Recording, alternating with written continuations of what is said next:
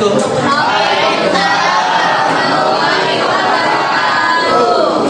Assalamualaikum warahmatullahi wabarakatuh. Waalaikumsalam warahmatullahi wabarakatuh. Apa kabar kalian hari ini? Alhamdulillah siap berprestasi. Allahu Akbar. Semangat hari ini? Semangat. Baik, ketika saya bilang semangat pagi, kalian bilang semangat luar biasa. Oke, siap? Siap. Baik, supaya lebih semangat kita belajarnya. Baik, semangat pagi. Semangat luar biasa. Oke, berikan aku pertanyaan. Baik, sudah siap pembelajaran pada pagi hari ini? Siap. Baik, supaya kalian siap, kalian pokoknya harus tetap fokus, ya, fokus segera suatu hal yang kalian bawa dari rumah, lupakan semuanya. Ketika punya masalah, lupakan semuanya. Nah, sehingga ketika kalian belajar di sini, di sekolah ini, nanti kalian akan lebih mudah menyerap materi pelajaran Bapak Ibu guru semuanya. Siap ya? Siap. Baik, sebelum kita belajar, mari kita berdoa. Berdoa menurut keyakinan dan kepercayaan masing-masing. Dimulai.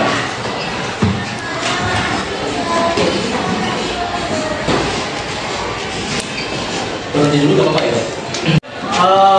Sekarang pelajaran kimia yang akan kita bahas sesuai dengan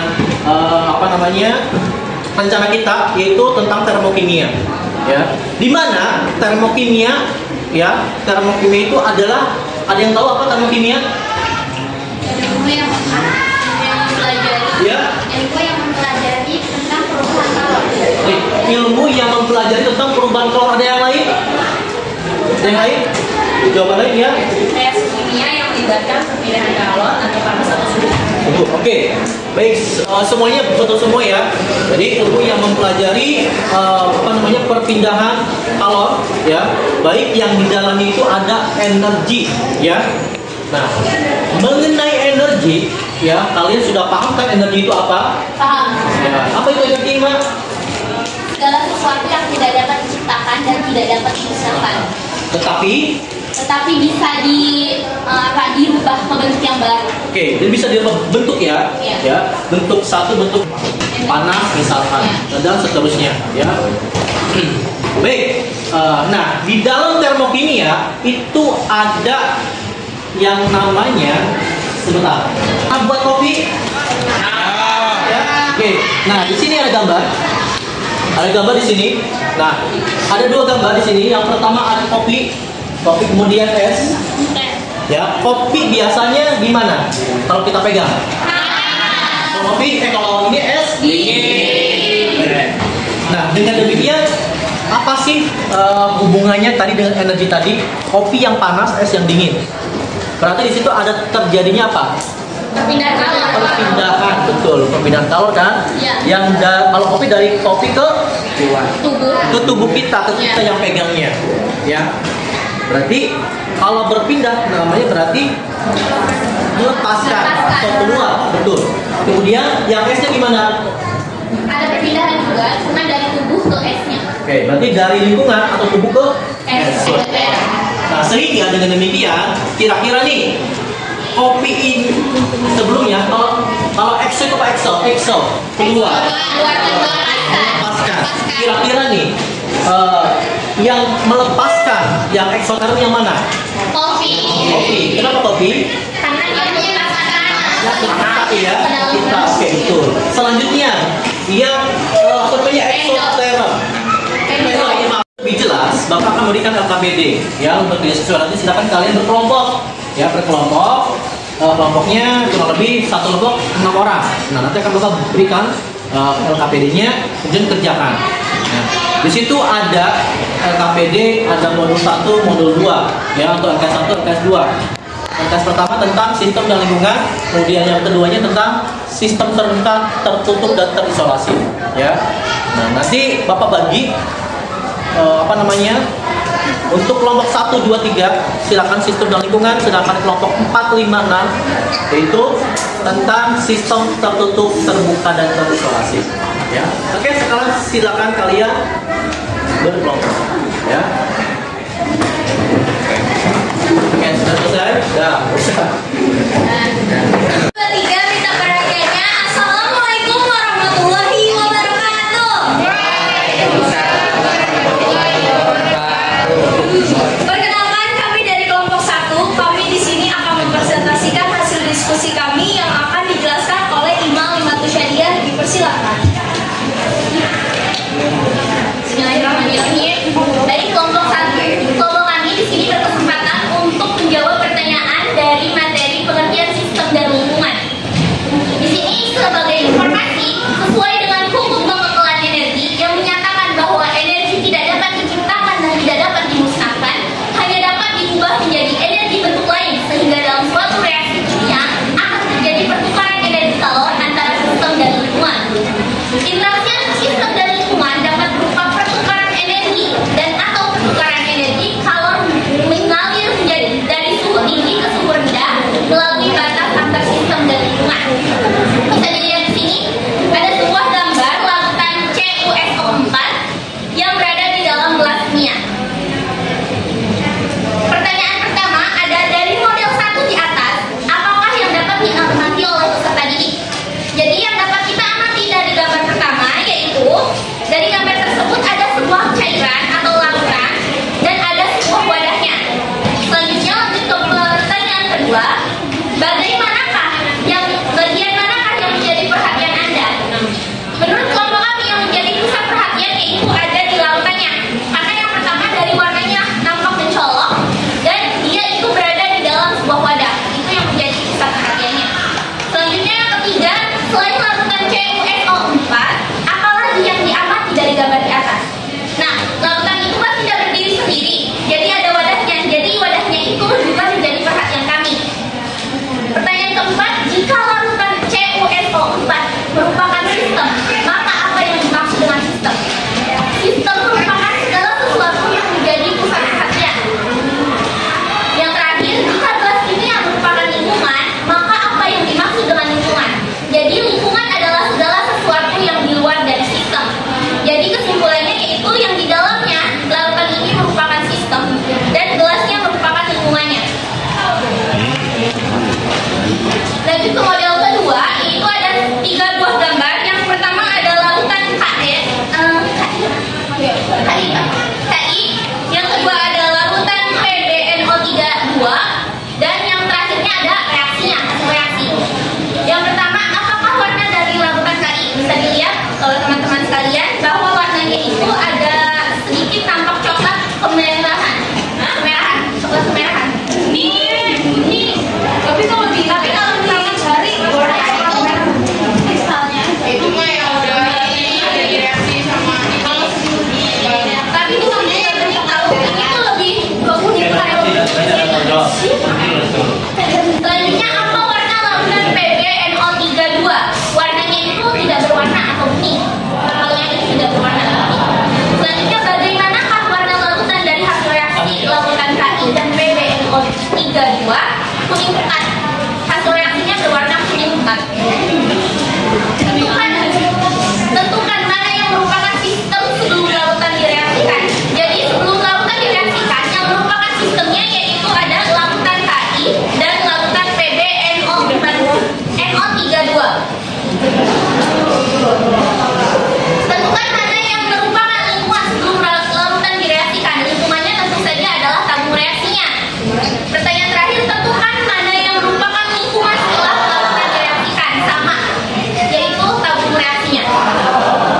Selanjutnya, latihan pertama, saya bacakan soalnya. Ke dalam tabung reaksi dimasukkan 50 ml larutan asam klorida atau HCl, kemudian dimasukkan sepotong kilogam zinc.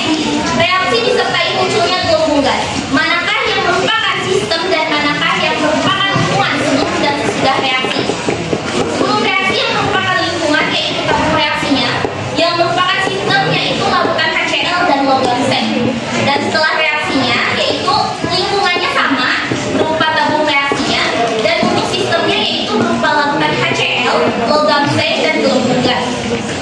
Pertanyaan kedua, natrium hidroksida dengan larutan asam klorida dan gelas kimia menghasilkan larutan natrium klorida yang disertai dengan perubahan suhu. Manakah yang merupakan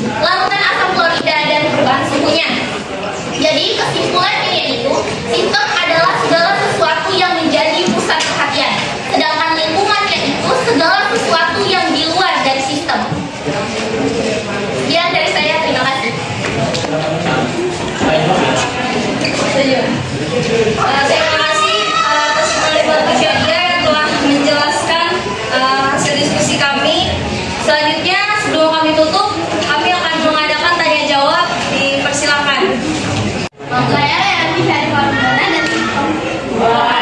Satu penyangga soal yang model 2 soal nomor 1. Itu apakah warna dari larutan K1? Larutan K1 itu kan tadi kalium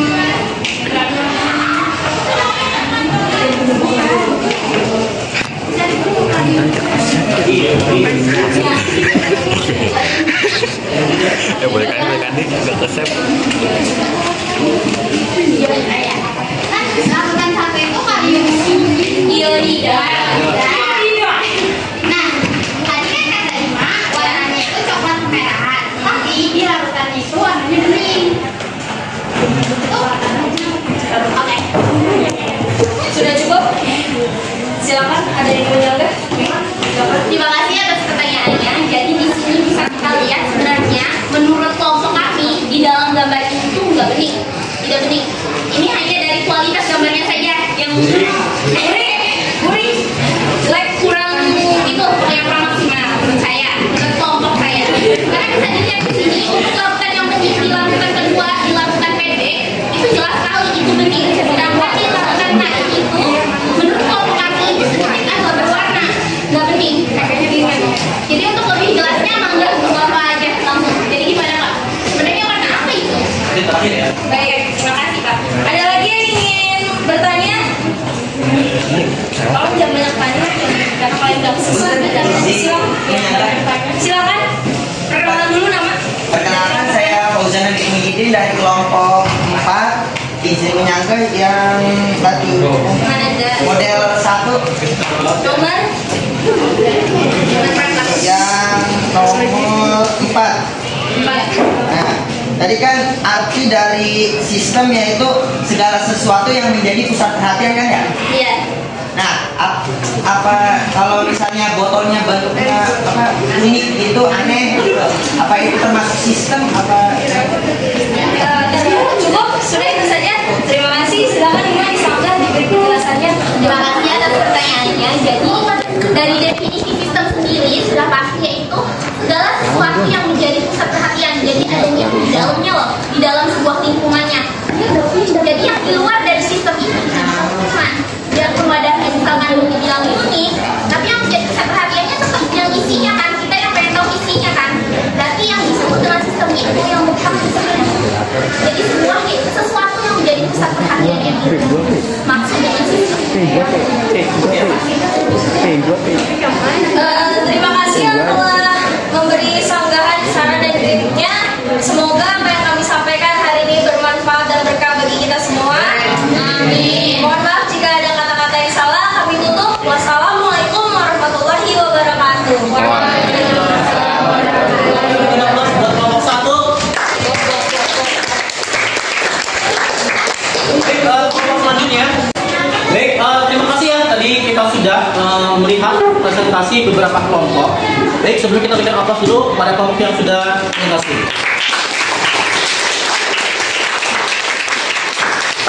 Baik, sekarang kita terakhir kita berikan penguatan kesimpulannya. Baik, yang pertama tadi kan sistem dan lingkungan. Jadi sistem itu adalah segala sesuatu yang jadi pusat perhatian, ya, jadi pusat perhatian atau yang dijadikan sebagai objeknya, ya, objeknya atau penelitiannya, ya. Sedangkan lingkungannya adalah, ya, yang berada di luar sistem. Misalkan tadi di dalam botol, berarti dari botol keluar itu adalah lingkungannya, ya. Atau misalnya kelas ini adalah bangunannya, berarti dari kelas ini, bangunan ini keluarnya berarti adalah lingkungannya. Sistemnya adalah yang ada di dalamnya, itu kalian lah, ya, bangku dan sebagainya. Kemudian yang kedua tadi sistem ada 3 ya, sistem tertutup, kemudian terbuka, tertutup dan terisolasi. Tadi kan sistem tertutup ada yang nanya, kenapa sih kok di dalam sistem tertutup ya, yang tadinya suhunya, Devita ya, yang tadinya suhunya berapa? 50 jadi 50, kenapa demikian? Nah, jadi di dalam sistem tertutup itu, ya, di situ kan berarti tertutup. Dengan adanya sistem tertutup di situ adanya masih ada perpindahan energi kalor ya, ada perpindahan energi kalor. Tetapi materi yang di dalamnya itu tidak berpindah. Jadi hanya energinya saja berpindah. Ya, tetapi materi atau zat yang di dalamnya tidak berpindah. Nah, sedangkan yang tertutup itu karena masih tertutup, nah di situ berarti adanya perpindahan energi kalor dan materi. Ya, jadi bisa berpindah semua, baik materi ataupun kalornya. Dan yang terakhir tadi, ya, terisolasi. Berarti dengan adanya terisolasi, tadi kan di dalam LKPD di situ suhunya 60, ketika 20 menit masih 60 kan? Nah, berarti di situ dengan adanya energi kalor ataupun materinya, ya. Jadi seperti itu kesimpulannya, ya. Baik, ada yang ditanyakan? Ya. Bisa dikasih contoh nggak ya, tentang yang terisolasi itu contohnya gimana? Terisolasi, misalkan itu pinjam ya. Oke, misalkan bayangkan ya, bayangkan. Ini adalah termos ya. Nah, termos kan biasanya kalau kita masukkan air panas ke dalam termos, itu suhunya akan tetap stabil. Ya, masih tetap tahan lama kan panasnya ya. Nah, itu contohnya adalah termos. Ya, jadi termos itu terisolasi. Ya, jadi di situ tidak ada perpindahan kalor, kemudian tidak ada perpindahan materi yang keluarnya. Jadi contohnya adalah termos. Ya. Oke, ada lagi? Pak, izin bertanya. Ya.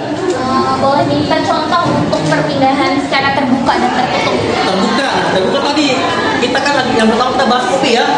Nah, Terbuka. kopi kan itu kan kebuka ya, terbuka. Ini contohnya kopi terbuka. Pokoknya segala sesuatu hal yang kebuka dari tutup botol atau wadahnya itu adalah sistem terbuka. Atau misalkan kalian lagi masak mie, ya, berarti itu termasuk sistem terbuka, ya. Berarti kalau kita masak mie, sistemnya mana? Air, mie, ya. Air, mie, telur, kalau ada sayur-sayuran, berarti itu sistemnya. Sedangkan untuk mangkok keluarnya itu adalah lingkungannya, ya. Itu kan lebih mudah ya seperti itu. Ada lagi? Ya. Yang menyebabkan suhu di dalam termos itu tetap stabil itu apa sih? Benda apa? Oke. Yang menyebabkan suhu di dalam termos tetap stabil, nah karena di dalam termos itu ada sebuah benda ya, itu kalau tidak salah seperti kaca gitu kalau kita bongkar. Nah, di situ benda tersebut itu bisa menahan panas sehingga suhu di dalam termos itu tetap stabil dan dipertahankan suhunya. Tapi biasanya kalau sudah beberapa hari itu biasanya tetap akan dingin. Ya. Pak, satu lagi pertanyaan boleh nggak? Ya. Jadi perbedaan spesifik antara sistem tertutup dan terisolasi itu ada di mananya? Jadi dilihat dari lingkungannya. Ya, dari lingkungannya. Seperti yang kan dari botol ya. Berarti kalau botolnya terbuka, ya, berarti itu ya sistem terbuka. Tapi kalau misalkan botolnya ada nggak kuat. Maaf Pak, tertutup dan terisolasi. Oh, tertutup dan terisolasi. Oh iya, bedanya itu kalau sama-sama tertutup ya, persamanya sama-sama tertutup, tetapi yang membedakannya adalah kalau tertutup itu hanya tertutup saja bagian-bagian samping-sampingnya. Jadi tidak ada seperti penahan panas ya, atau tambah benda penahan panas seperti kaca dan sebagainya itu untuk penahan panas. Nah, kalau yang terisolasi itu tertutup rapat, ada sebuah benda atau misalkan seperti kaca gitu yang mengkilap, itu tujuannya untuk namanya. Itu yang bisa saya sampaikan. Terima kasih kurang lebihnya. Semoga pembelajaran hari ini bisa bermanfaat buat kalian semuanya. Akhirul kalam. Wassalamualaikum warahmatullahi wabarakatuh.